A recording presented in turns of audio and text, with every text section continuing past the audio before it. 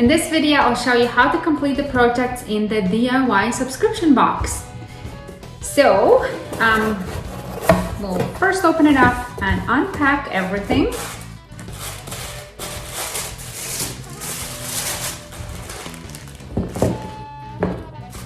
Your DIY subscription box will include 3 projects. Time to time they change, but the general idea is the same. And so what you have is 3 projects and stencils for each of the project. So you can watch this video and then follow along also the written instructions. So that's totally up to you.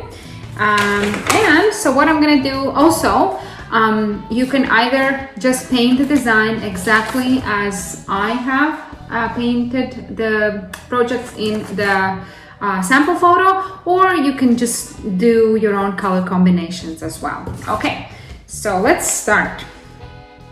So first I'm gonna paint the backgrounds for all the wood signs. So let's see. So I'll just follow and do exactly the same colors as the instructions show.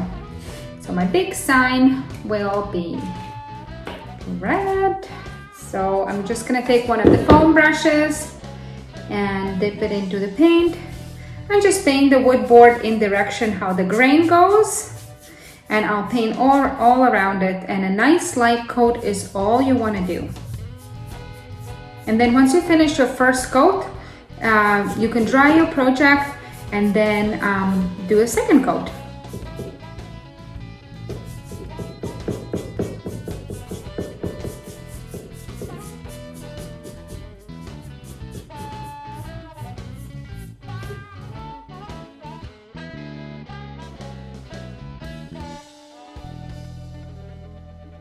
Okay, so next I'm gonna take my white and I will paint now this little tag and the other mini wood board red. So you can just do however you would like to do. For this particular project, the Canada Day one, I want it to look like Canada flag, red, white, red. That's why I'm gonna be doing these colors.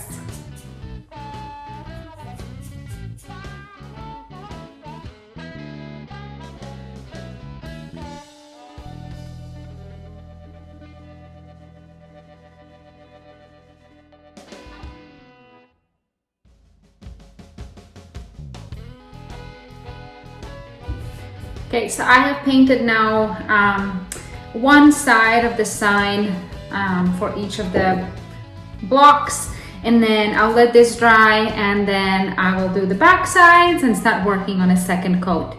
Another little note is you could use hair dryer to dry these projects.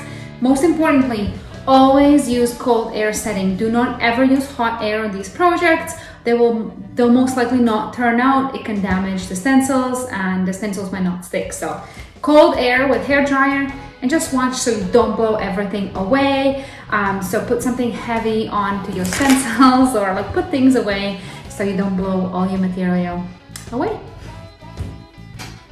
Now that I'm finished 2 coats of the red, and I actually did 3 coats on the white, because sometimes white needs 3 coats to get that nice solid coverage.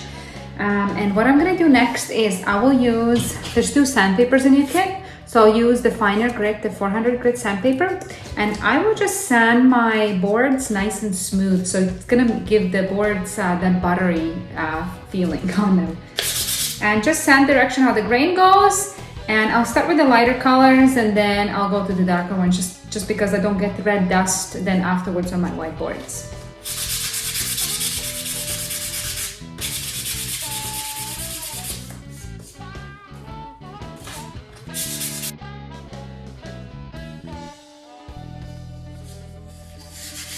And now I'll just use my hands and dust off all the dust. You can also use like a paper towel or a cloth to dust it off.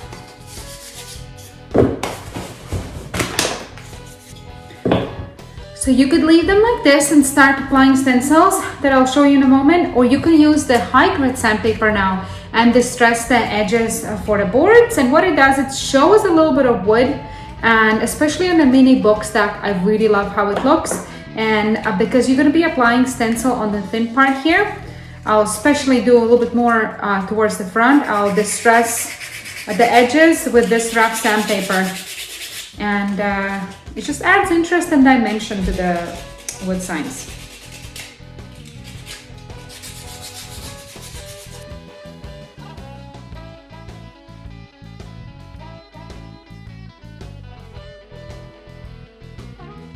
Let's see.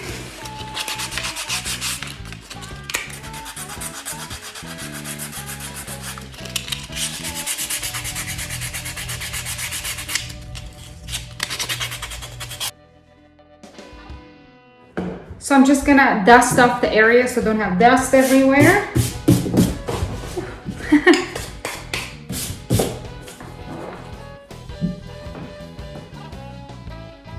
Okay, so the next step will be applying stencils, and but don't rush ahead. Don't start painting.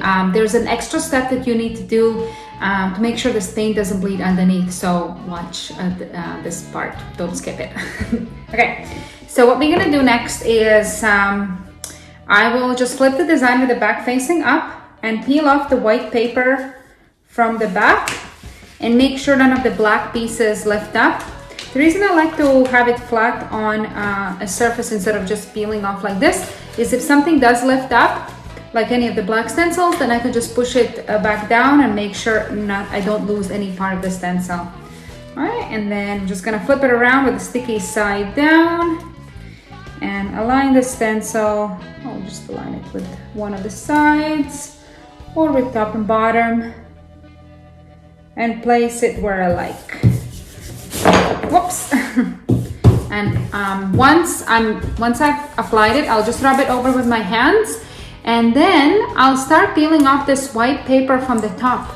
And the reason we have this white paper on top is that it keeps the stencil together.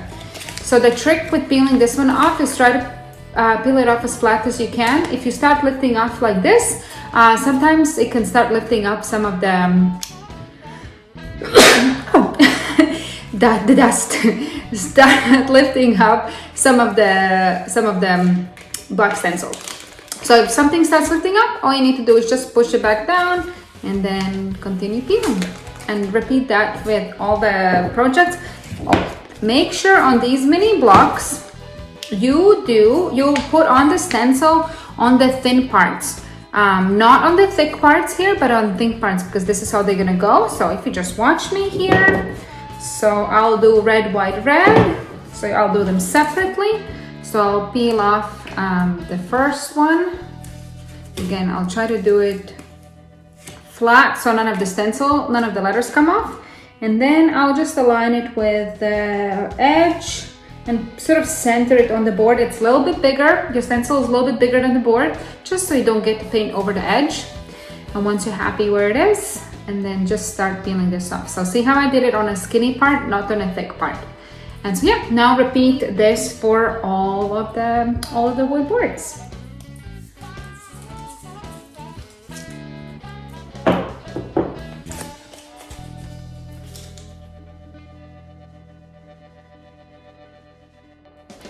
Now all my stencils are on, but what I'm gonna do next is a step that's like a little secret of the trade or trick of the trade. And I'm gonna do my first coat the same color as the background to avoid paint bleed. So what does that mean is, let's say this board is painted red and I have my stencil on. I'll take my brush with the red paint and I will just paint the first coat red.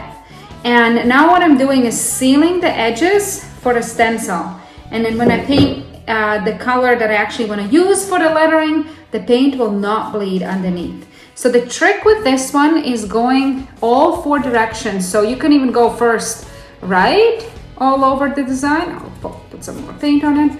Go first right, press it down firmly, and then I'll go left, because now it's sealing the left side of the letters. And then next I'm gonna go up on all of them, and then I'll go down. So now all four sides are sealed, and then I'll have nice crisp edges. Okay, so repeat that step with all your projects.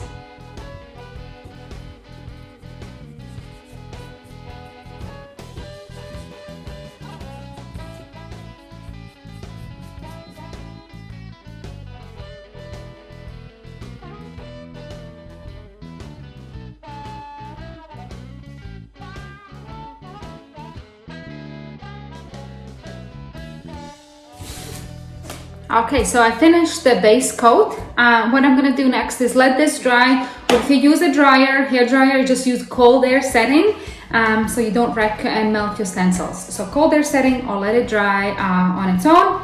And then once it's dry, then we can start painting in the colors of our choice. Okay, so I'll just look at the image and see what colors I want to do my projects. So I'm gonna, for this particular project, I'll do the lettering on the red big sign, white. And then this one, you don't have to go up and down, right and left. This one, you can just paint all one direction. And it's better to do 2 light coats than 1 thick heavy coat.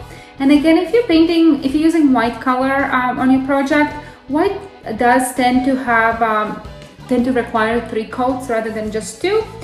And then one thing to watch out for when you're painting is also make sure you don't paint over the edge here. So see how my stencil ends maybe a little bit before the edge of the board. So all I'm gonna do is just keep an eye out so I don't paint over and then I don't have to fix it after I'm done.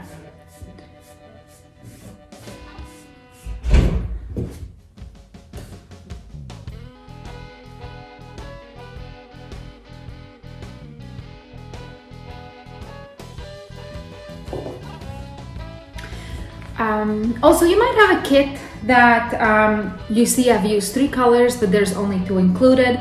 So you can also mix your colors together to create new shades. So let's say if you have a kit that has black and white, then you can mix those 2 together to create a medium gray tone and create the 3rd color for your kit. So just so you know, you could do that as well.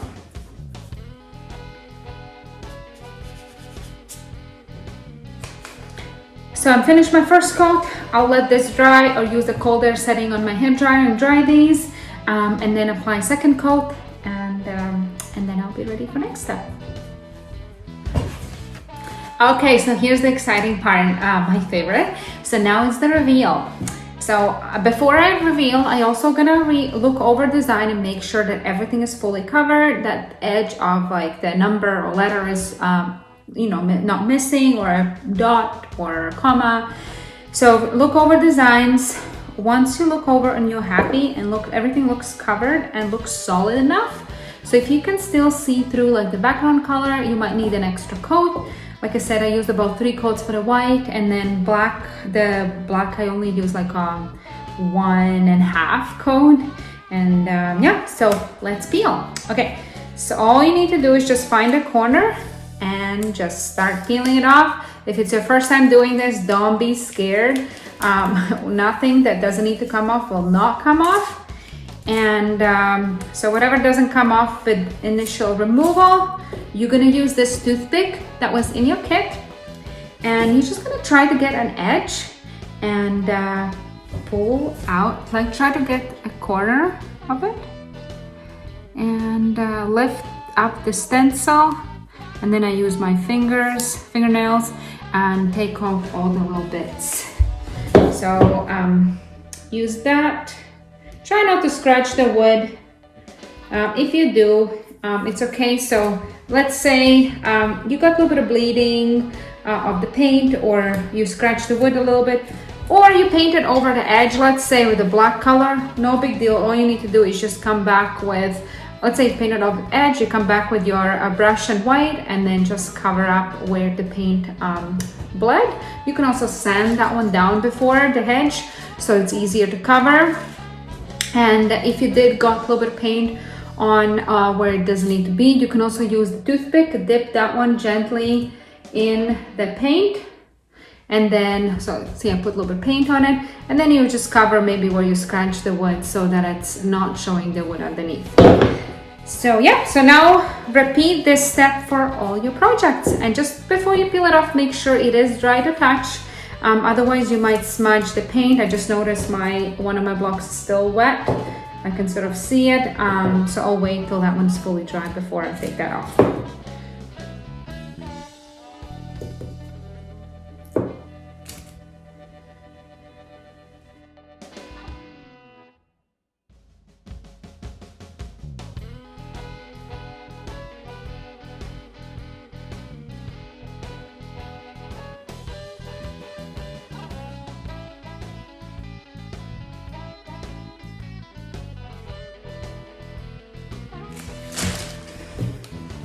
Okay, so now the final step is you're gonna use your little twine, and there's 2 bundles. So there's depending which project you're doing. For Canada, there's 2 bundles.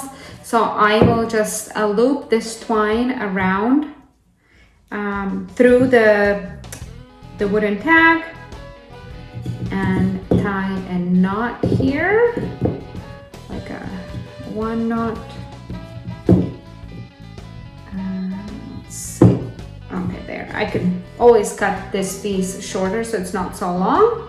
And then for this mini little wooden box stack, all you're gonna do is take your twine and wrap it around. I think it goes around 3 times, and then just tie a bow at the top.